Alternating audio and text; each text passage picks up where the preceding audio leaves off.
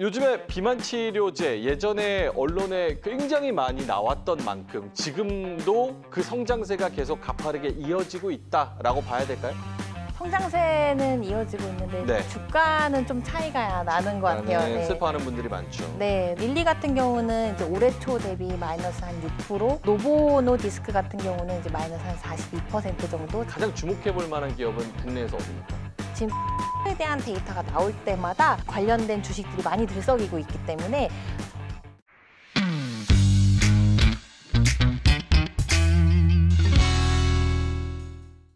네, 지구 위의 모든 돈 되는 이야기 글로벌 투자 생활 명민준입니다. 할리우드 스타들의 다이어트 비밀로 불리우며 최근 한국에서는 품절 대란까지 일으킨 초대형 메가 트렌드, 바로 비만 치료제입니다. 노보노디스크의 위고비, 일라이릴리의 마운자로, 그리고 추격하는 글로벌 빅파마와 한국 기업들까지 있는데요. 치열한 주도권 싸움 속에서 투자자들에게는 새로운 수익 기회가 펼쳐지고 있습니다. 오늘의 글투템, 헬스케어 시장의 슈퍼스타, 비만 치료제 지금부터 제대로 뜯어보도록 하겠습니다.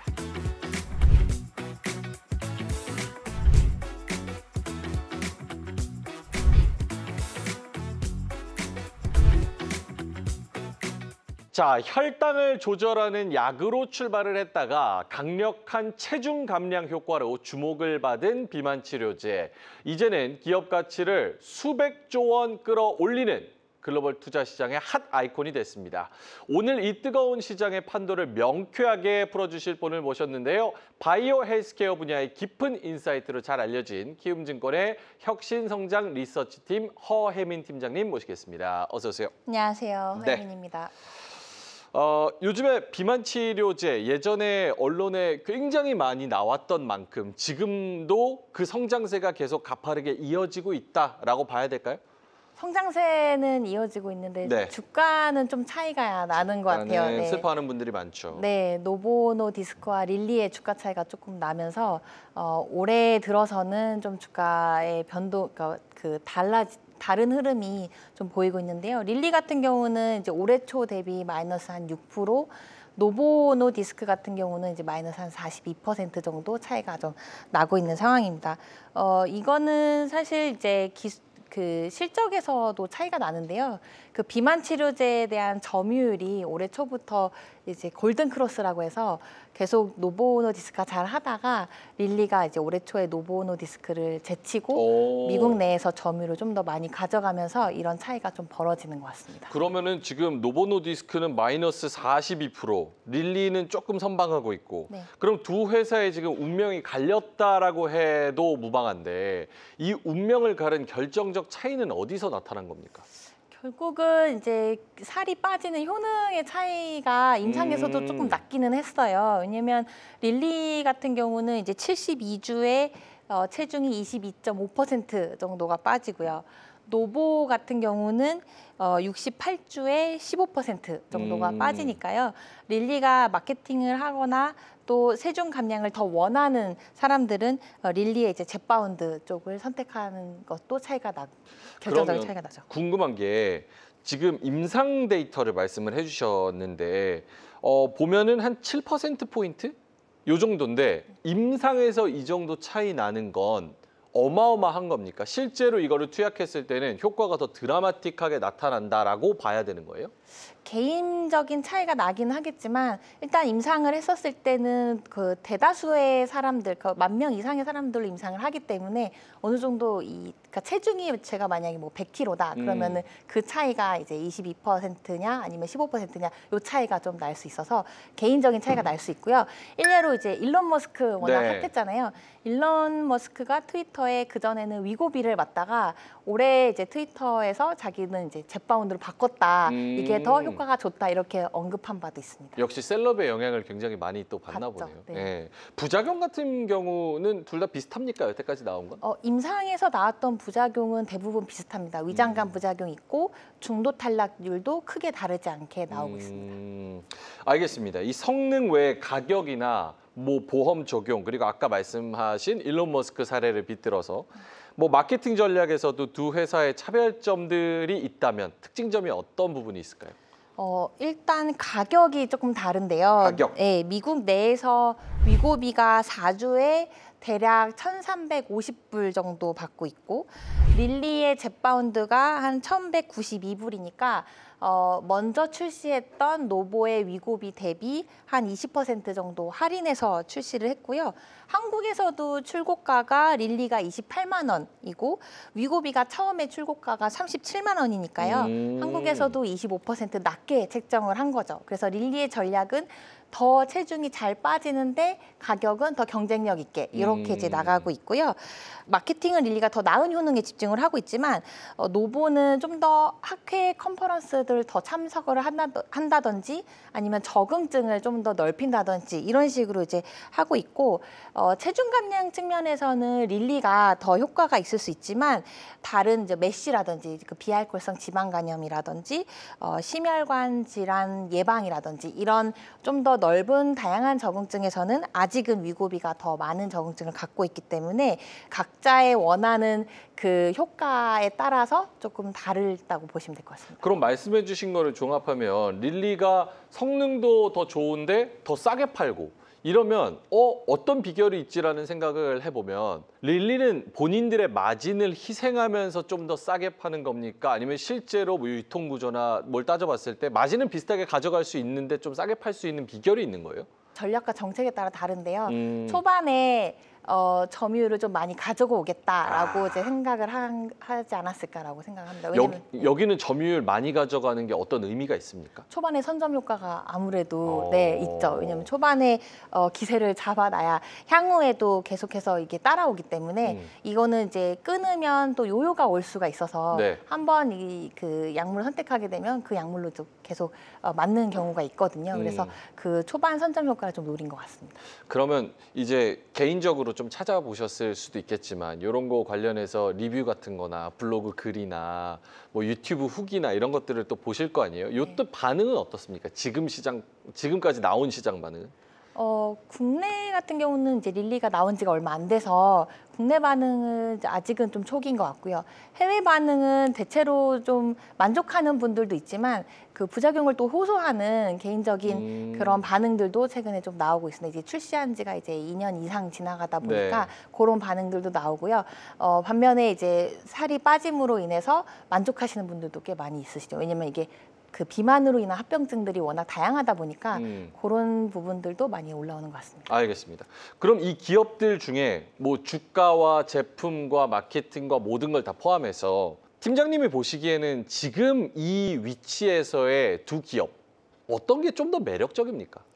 글쎄요, 이제 선택에 따라 이게 투자 관점에서도 다르고 환자 입장에서 좀 다른데요. 만약에 체중 감량을 더 목표로 하는 환자 또는 그 이게 폐쇄성 수면 무호흡증 적응증도 릴리가 갖고 있거든요. 그래서 체중을 더 감량을 원한다라고 하면 릴리 쪽이 조금 더 매력적일 수 있고 가격도 더 매력적이고요.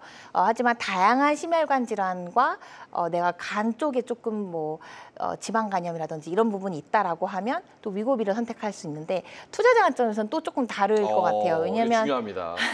왜냐하면 이제 위고비를 갖고 있는 노보가 많이 빠졌잖아요. 그래서 그 노보노디스크의 예상 PER은 한 14배 정도 수준이고 릴리 같은 경우는 한 35배 정도 수준이니까요. 잘하고 있는 만큼 밸류에이션은 조금 더 노보 대비 높은 편이고 노보노디스크는 대신 밸류에이션은 좀 낮은 편이죠. 이미 기대감들이나 이런 것들이 많이 내려놓은 상황이고요. 그래서 그게 이제 투자자 관점이냐 아니면 소비자 관점이냐 요거에 따라 또 다를 것 같습니다. 그러면 투자자 관점에서 봤을 때 팀장님이 직접적으로 말씀은 못 해주시겠지만 지금 말씀하신 거를 좀 힌트 삼아서 투자를 좀 해볼 수는 있겠다. 네, 그렇습니다. 알겠습니다. 자, 그러면 경구용 비만약으로 좀 가볼 텐데 릴리가 최근에 오르포글리프론이라는 요 약이 임상 3상에서 평균 12.6% 체중 감소를 보였다. 주사제 수준에 근접했다. 근데 이거는 주사 맞는 거랑 먹는 거랑은 소비자 입장에서는 체감하는 게 확 다르잖아요. 좀 다르죠. 근데 효과까지 얼추 비슷하게 올라간다고 하면 이 시장이 또 엄청 커질 수도 있는 거 아닙니까? 일단은 미국 쪽에서는 그 주사에 대한 두려움이 그렇게 많지는 않은데요. 전 세계적으로 봤었을 때는 주사 공포증 비율이라고 있습니다. 이게 성인 인구의 20에서 25% 정도 되니까요. 저 있는데 저거 비정상이 아니었네요. 그 20에서 25%에 와, 해당하는 제가 유별나다고 생각했거든요. 꽤 많습니다. 꽤 네, 그래서 많군요. 그쪽이 시장을 좀 더 이제 포섭할 수가 있고 아직까지는 이제 약물이 그 경구용 약물이 주사제 약물을 완전히 대체할 수 있다라고는 아직은 보지는 않는데 왜냐하면 말씀드렸다시피 체중 감소율에서 조금 차이가 나다 보니까 하지만 편의성 측면에서나 나는 급하게 살을 빼고 싶진 않고 천천히 빼고 싶다라고 하시는 분들한테는 또 이런 경구제가 좋은 선택지가 될 수 있을 것 같고요. 또 하나는 이 주사제 같은 경우는 냉장 보관을 해야 됩니다. 약물을 받아와서 집에 냉장고에 좀 보관을 해야 되는데 경구제 같은 경우는 그럴 필요는 없다 보니까 또 이제 가지고 다니는 것에 있어서의 편의성도 있을 것 같습니다. 지금 이 말씀하신 경구용 비만 치료제 요거는 기존에 나와 있는 식욕 억제제랑은 다른 거예요? 아예? 그 식욕 억제를 하는 기전이 있기는 한데요. 기전 자체는 기존에는 이제 향정신성이라고 해서 말씀하신 것처럼 좀 더 식욕 억제에 초점이 맞춰져 있었다라고 하면 이 GLP-1 같은 경우는 원래는 우리 몸 안에 있는 호르몬이고 네. 그게 방광기가 짧았던 건데 그 방광기를 길게 연장을 하면서 위에서 이렇게 소화시키는 걸 또 천천히 해주기도 하고요. 포만감을 또 느끼게 해주기도 하는 그런 작용입니다. 그러면 릴리의 오르포글리프론을 얘기했으니까 노보는 여기서 무언가 진전을 보이고 있다 이런 얘기는 잘 없습니까? 경구용이나 이런 데서. 경구용 측면에서 급하게 릴리가 이제 오르포를 임상에 대해서 이제 데이터가 나오기 시작하면서 노보도 이제 부랴부랴 허가 신청을 이제 한 게 있는데요. 그게 그 고용량의 세마글루타이드라고 해서 기존에 경구용이 있습니다. 그 리벨서스라고 있는데요. 그게 흡수율이 그렇게 높지 않다 보니까 지금 매출 비중으로는 주사제가 한 80%, 그다음에 경구용이 한 20% 정도 차지를 하고 있는데 경쟁사가 경구제를 출시할 것 같으니까 이제 노보도 그 흡수율은 낮지만 요거를 이제 허가 신청을 넣은 상태이죠. 그거 따라가기 위해서? 네, 마진은 그렇게 해서 좋지 않을 걸로 추정이 됩니다. 네, 원료가 많이 들어가기 때문에. 그러면 이 경구용은 릴리가 지금 완전 초기 단계에서 조금이나마 앞서가고 있다. 네네. 노보 이야기를 좀 더 해보자면 최근에 이제 실적이 워낙 또 부침이 있으니까 노보가 임원 교체를 단행을 했고 위고비의 메시 치료 적응증에서 아까 말씀하신 비알코올성 지방간염 여기 치료 적응증에서 FDA 가속 승인을 받았다고 하는데 확장성 측면에서는 이게 어떤 의미가 있는 뉴스입니까? 사실 이제 남자분들한테서 지방간염 이제 흔하게 관찰되기는 하는데요. 미국 내 비만 환자의 한 10% 그리고 당뇨병 환자의 10% 이상이 이 메시 비알코올성 지방간염 환자로 추정이 됩니다. 그래서 이 메시의 적응증을 획득했다라는 거는 그만큼 이제 시장을 더 확대할 수 있다라는 걸로 볼 수 있고요. 참고로 이 메시 치료제가 여태 없었다가요. 작년 4월에 마드리갈이라는 이제 미국에 그 상장되어 있는 회사가 최초로 메시 치료제인 레스메티롬이라는 약을 FDA 허가를 획득을 했습니다. 첫 해의 매출이 180밀리언이니까 한 2,300억, 400억 정도 했고요. 올해 매출이 936밀리언으로 예상이 되니까요. 한 1.4조 정도로 확 튈 걸로 예상을 하고 있는데 2031년도에는 한 6빌리언 정도 전망이 되고 있으니까 한 8조 정도 예상이 되고 있습니다. 그만큼 약물이 없었던 시장에 이제 출시한 효과도 이제 선점한 효과도 보고 있지만 이 레스메티롬의 경우는 메시의 적응증만 갖고 있었던 거거든요. 그래서 노보가 메시 쪽으로 적응증을 확장했다라는 거는 향후에도 좀 시장을 확대할 수 있는 긍정적인 효과로 볼 수 있습니다. 네. 골드만삭스 얘기로는요. 글로벌 비만 치료제 시장 규모가 2030년까지 1,000억 달러 이상이 될 것이다. 이렇게 전망을 했습니다. 아직까지는 GLP-1이 주류인데 최근에 아밀린 유사체, RNA 등으로 R&D 트렌드가 좀 이동하는 분위기라고 하는데 일단은 GLP-1, 아밀린 유사체, RNA 요게 이제 처음 보시는 분들은 뭔지 모르시니까 간략하게 설명 좀 해주시고 그리고 지금 메이저는 뭔지 아직 GLP-1이 왜 메이저의 역할을 하고 있는지 그 부분도 좀 설명을 해주시면 좋을 것 같아요. 아밀린은 이제 췌장에서 인슐린하고 함께 이제 분비가 되는 호르몬이고요. GLP-1만으로는 해결하기 어려운 이제 비만 환자들한테 이제 강한 식욕을 좀 억제해 줄 수 있는 기전으로 좀 더 강력한 체중 감량 효과를 좀 기대를 하고 있는 겁니다. 그래서 노보의 경우에는 이 GLP-1 기존에 있는 GLP-1하고 이 아말린을 이제 결합한 카그리세마라는 약물을 이제 개발을 하고 있고요. 근데 이제 목표로 했던 그 체중 감량 효과가 25%를 회사는 목표를 했었습니다. 근데 최근에 그 결과가 20.4%가 나오면서 노보가 당시 주가가 이제 10% 이상 급락하기도 했는데요. 이게 이제 릴리가 22%, 20% 요 내외에서 체중 감소 효과가 있다 보니까 경쟁력이 얼마나 더 있는지 시장에서는 좀 모르겠다. 이런 이제 판단들이 나왔던 것 같아요. 그래서 아밀린에 대해서는 시장의 기대가 좀 높기는 하지만 좀 더 이제 데이터가 잘 나오는지를 좀 봐야 될 것 같고요. 기존의 GLP-1을 결국은 이제 메인 추측으로 해서 릴리의 GLP에 이제 GIP를 같이 이중작용하는 요거 이제 두 개 추측으로 가고 있는 상황이고, 이제 R&D는 확실히 좀 뭔가 더 새로운 거. 왜냐하면 기존에 이제 살이 좀 체중이 감량이 되었다 보니까 후발주자들이 이 기존에 있는 선두주자들을 이길 수 있을 만한 아이템이 무엇이 있을까, 이거를 이제 계속 고민을 하고 있는데, 결국은 R&D는 제 개인적인 판단에는 이제는 22% 체중이 빠지면요 100kg의 환자들이 보통 100kg 이상이 이제 고비도 비만이라고 보기도 하는데, 그러면 22%가 빠지면 사실은 거의 정상 체중으로 돌아가는 거지 않습니까? 네. 그래서 여기서 더 많이 빼고 빠른 시간 안에 더 많이 빼는 것은 왜 사람 갑자기 살 빠지면 또 건강 걱정도 하잖아요. 네. 그러니까 이게 뭔가 머슬 그런 근육에서 단백질이 빠져나가진 않는지. 정준하 씨 예전에 살 뺐다가 네. 살 뺀 게 오히려 더 안 좋아 보였잖아요. 그렇죠. 캐릭터가 네. 있어요. 그래서 그런 것도 있을 수 있기 때문에 우리가 알 수 없는. 그래서 이제는 이렇게 더 많이 빠지는 것에 대한 경쟁보다는 제가 봤을 때는 좀 더 편의성 측면으로 가든지 네. 아니면 내약성 측면으로 가든지. 왜냐하면 초반에 그 위장관 부작용 때문에 좀 힘들어하시는 분들이나 중도 탈락률이 좀 있거나 이런 경우들이 있거든요. 왜냐하면 이거는 계속 장기 복용, 그러니까 요요를 원치 않으면 계속 이제 약을 맞으시면서 관리를 해야 되기 때문에 그런 안정성의 측면에서 더 강점을 보인다든지, 혹은 좀 더 길게 봤을 때는 그 근육량이 손실되지 않는지, 근육은 유지되면서 정말 체지방만 잘 빠지는지, 이런 것들이 향후에 이제 R&D의 트렌드로 볼 수 있지 않을까라고 생각하고 있습니다.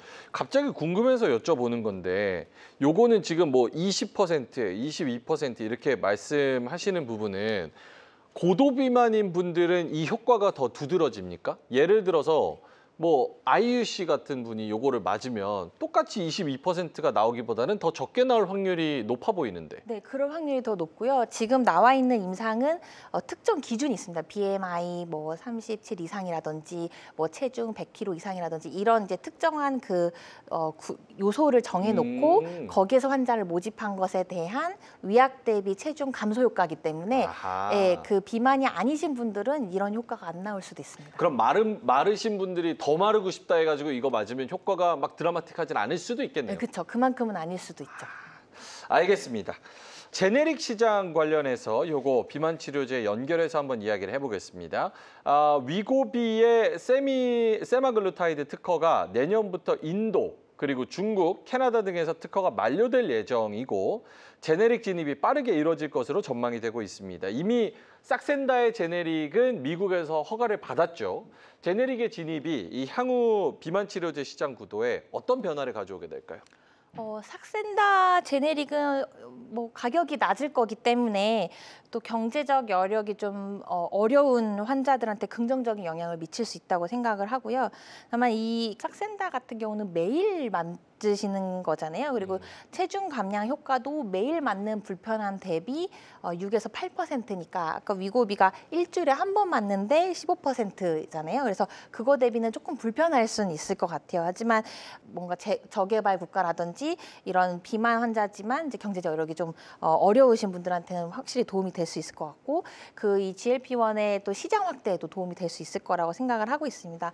뭐 다만 이제 이미 오리지널인 삭센다가 정점을 찍고 매출이 내려오고 있어요. 그래서 22년도에 이제 16억 달러 정점을 찍고 올해 상반기에 이제 3억 달러까지 내려왔으니까요. 이미 이쪽은 시장 자체가 그 매일 맞던 삭센다에서 일주제형으로 가는 뭐 위고비나 제파운드로 이제 이동을 하고 있다라고 볼 수 있고요. 가격 경쟁은 또 심화될 것 같아요. 그 매일 맞는 삭센다 세마글루타이드 쪽에서는 다만 이제 P 가격은 내려가겠지만 Q 환자 수는 더 늘어날 수 있다라고 좀 보고 있어서 시장 확대 그런 맞으시는 환자들의 시장 확대가 예상이 되고 이게 또 맞다가 이게 더 좋아서 난 더 좋은 거 맞아볼래라고 하면 또 위고비나 제파운드로 또 가시기 때문에 그런 시장 확대 측면에서는 충분히 또 긍정적이라고 볼 수 있습니다. 그럼 릴리나 노보노디스크의 주가나 혹은 실적 측면에서 이 제네릭이 나온다고 걱정하는 부분은 없습니까? 이게 걱정이 되실 수 있을 것 같긴 한데요. 다만 이제 그 노보의 전략은 그러니까 일단은 그 릴리의 제파운드는 좀 다른 영역인 것 같아요. 살이 굉장히 잘 빠지기 때문에 네. 매주 맞고 문제는 이제 노보가 갖고 있는 그 위고비나 뭐 삭센다 이런 것들을 이제 영향을 받을 수 있는데 삭센다는 이미 오리지널 자체가 좀 매출이 줄어 있기 때문에 여기에서 실적에 큰 타격은 있지는 않을 거라고 보고 있고요. 대신 이제 적응증을 이제 노보가 신규 적응증을 지금 획득을 하고 있지 않습니까? 네. 이제 메시라든지 심혈관 예방이라든지 이런 쪽으로 이제 적응증을 확장을 하면 그 새로운 적응증을 허가받은 것에서 또 특허가 있기 때문에 제네릭이 진입하기가 어렵고 또 제네릭으로 이런 뭐 메시를 처방한다거나 이렇게 오프라벨로 처방을 할 수 있는데요. 이럴 때는 보험 적용이 또 안 되기 때문에 가격 부담이 또 있을 수 있습니다. 그래서 이런 측면에서는 큰 영향을 보기에는 지금은 제한적이다라고 생각합니다. 제한적이다.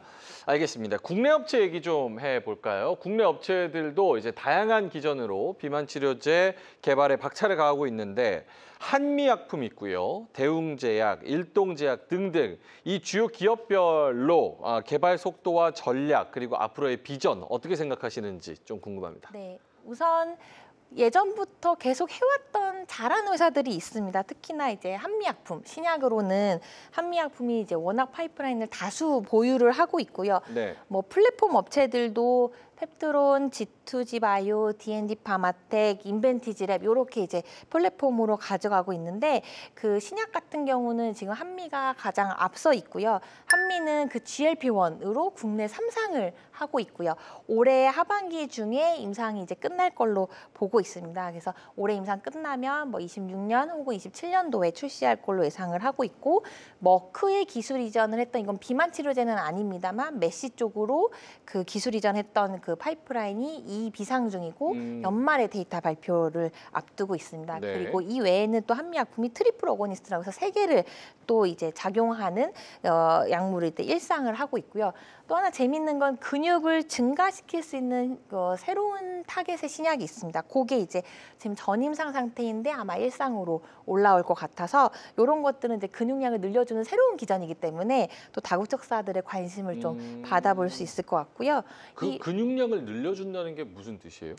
그러니까 이게 살이 빠지면 근육도 같이 빠지잖아요. 그렇죠. 그래서 이 근육 손실이 좀 좀 밸런스를 좀 깬다라고 얘기하는 부분들도 있어서 살은 빼주지만 근육은 유지시켜주는. 그러니까 제가 증가시킨다고 했지만 결국은 이제 살은 빠지는데 근육은 유지시켜주는. 손실을 좀 막아주는. 네네, 그런 이것도 기전을. 굉장히 혁신적인 기술이네요. 네, 전임상에선 데이터가 잘 나왔어서 이제 인체에서도 잘 나오는지도 확인하는 것이 중요해요. 그래서 임상에 올라와서 그 사람한테서 정말로 근육을 유지시켜 주는지 그런 것들을 확인할 필요가 있습니다. 예. 네, 그 외에는 이제 일동제약도 저분자로 하고 있고요. 일상 중이고 하반기 고용량 데이터를 발표할 예정입니다.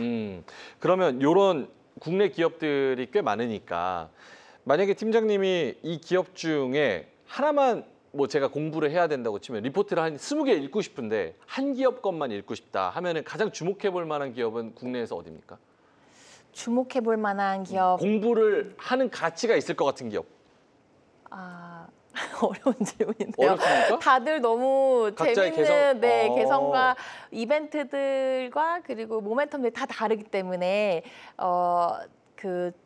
취향껏 취향을 골라달라는 건데 일단, 그러면 네. 이렇게 질문 바꿔볼게요. 이 중에서 팀장님이 생각하실 때 요거는 포텐셜이 가장 높을 것 같다, 잠재력이 가장 높을 것 같다라는 기술이나 기업이 있어요? 아, 이거를 제가 한번 바꿔서 답변을 네. 드려볼게요. 왜냐하면 잠재력과 기술은 데이터가 나왔을 때 저희가 평가를 할 수가 있어서 지금은 그 데이터가 나오진 않은 상황이라서 일단 그러니까 시기적으로 빨리 데이터가 나올 수 있는 기업은 일동제약이 아마 일동제약. 3분기 말 4분기 초 정도에는 데이터가 나올 걸로 추측이 되고요. 네. 연말 정도에 D&D 파마텍이 그 파트너사인 메세라에서 아마 데이터 나올 예정입니다. 근데 요 두 회사는 경구용을 하고 있거든요. 근데 저는 올해 글로벌하게 주목하고 있는 데이터는 경구용이라고 생각을 하고 있어요. 왜냐면 릴리가 이제 올포라고 경구제가 올해 허가 신청 들어갈 거고, 노보도 경구제형으로 알츠하이머 임상 확장한 게 있는데 그것도 데이터 발표 나올 예정이고, 지금 경구에 대한 데이터가 나올 때마다 굉장히 그 관련된 주식들이 많이 들썩이고 있기 때문에 저는 경구제를 한번 스터디해 보시는 것이 어떨까라고 좀 말씀을 드리고 싶습니다. 혹시 주목하시는 후발주자 같은 경우는 있어요? 노보랑 릴리가 워낙 언급이 많이 되다 보니까 네. 요 기업은 상대적으로 좀 언급이 많이 안 되는데 후발주자로서 주목을 해볼 만하다. 이 비만 쪽 시장은 사실은 이제 그 빅파마들한테 굉장히 유리한 시장입니다. 왜냐하면 이 만성질환 쪽은 빅파마들이 유통 시장을 워낙 꽉 잡고 있고 클리닉들도 원체 많기 때문에 바이오텍이 살아남기는 조금 어려운 시장이에요. 그래서 세일즈 마케팅 능력을 워낙 많이 갖고 있고 이런 대규모 임상도 할 수 있는 빅파마가 유리한 시장이지만 네. 빅파마들도 계속 릴리랑 노보랑 경쟁을 하고 있기 때문에 이 상황 속에서 뭔가 계속 채워 넣어야 되잖아요. 새로운 것들을 채워 넣어야 되는 상황이고, 지금 그 제약바이오의 환경은 녹록지는 않습니다. 왜냐하면 네. 그 약가 인하에 대한 트럼프 행정부에 계속해서 압박이 있고 맞습니다. 관세도 있기 때문에 이 마진이 스키지되는 그 수익성이 계속 좁아들어지는 상황이거든요. 그래서 지금 다국적 제약사들도 뭐 6천 명씩 구조조정이 일어나거나 이런 상황이에요. 그래서 이럴 때에는 이 빅파마들의 마진을 보장시켜 줄 수 있는 이 약은 가져가시면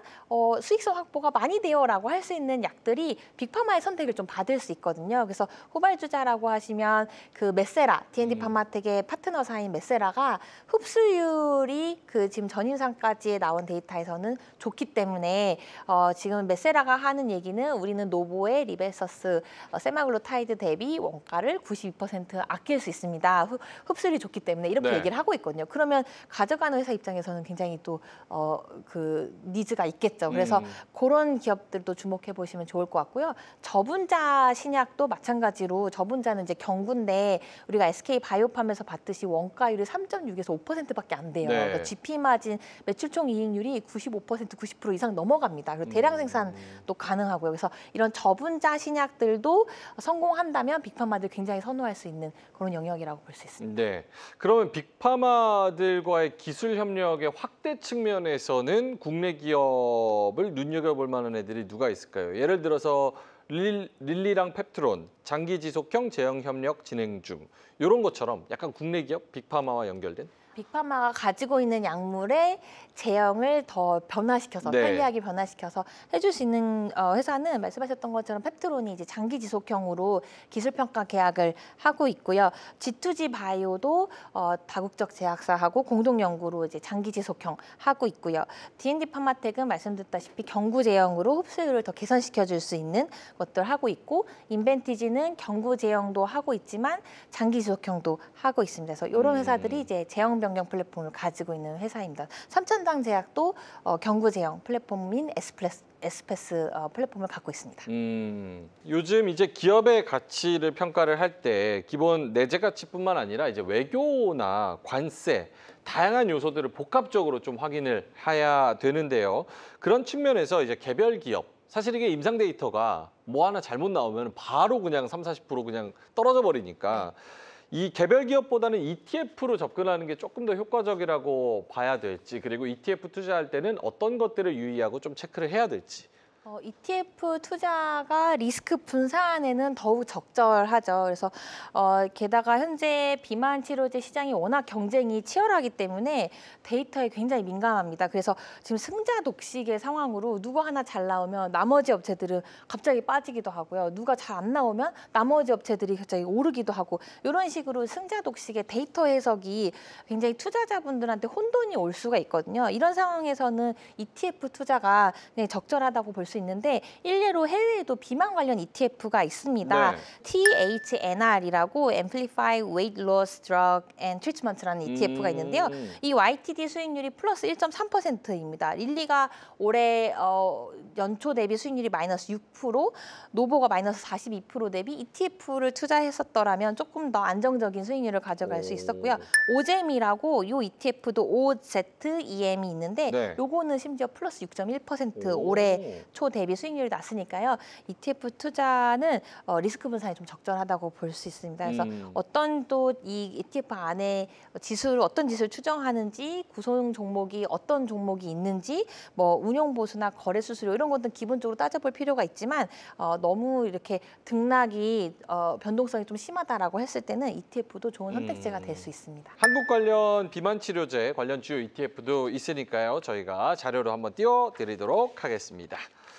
자, 이제 슬슬 마무리를 좀 해봐야 되는데요. 마지막으로 우리 팀장님께서 우리 비만 치료제에 관심이 있으셔서 이 콘텐츠를 보셨을 텐데 그 투자자분들에게 조언 한마디를 또 해주신다면? 네.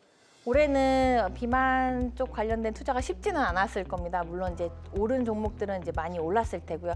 하지만 저희 그 제약바이오 섹터를 봤을 때 메가 트렌드가 한번 발생을 하면 이 메가 트렌드는 길게는 10년까지도 가고 있어요. 그래서 향후 5년 이후에 가장 많이 팔리는 의약품들이 결국은 비만 쪽으로 옮겨갈 거고 이 비만 치료제는 적응증을 계속 확장하면서 시장을 키워갈 거기 때문에 올해는 좀 힘드셨을지라도 내년, 내후년에는 좀 더 좋은 성과 있을 거라고 생각하고 있습니다. 네, 알겠습니다. 비만 치료제 투자에 관심이 있으신 모든 분들 수익이 나기를 좀 기대해 보겠고요. 글로벌 투자 시장의 핫 아이콘으로 떠오른 비만 치료제, 다양한 기회들이 쏟아지면서 차기 슈퍼스타의 자리를 노리는 기업들의 경쟁이 뜨거워지고 있습니다. 여러분의 몸무게는 빼주고 투자 수익은 더해줄 차기 슈퍼스타 미리미리 찜하고 공부하고 잘 선점해 나가시길 바라도록 하겠습니다. 비만 치료제 시장 성장 사이클과 유망 기업 그리고 ETF까지 전략 포인트 알차게 풀어주신 키움증권의 혁신성장 리서치팀 허혜민 팀장님과는 여기서 인사드리도록 하겠습니다. 고맙습니다. 감사합니다.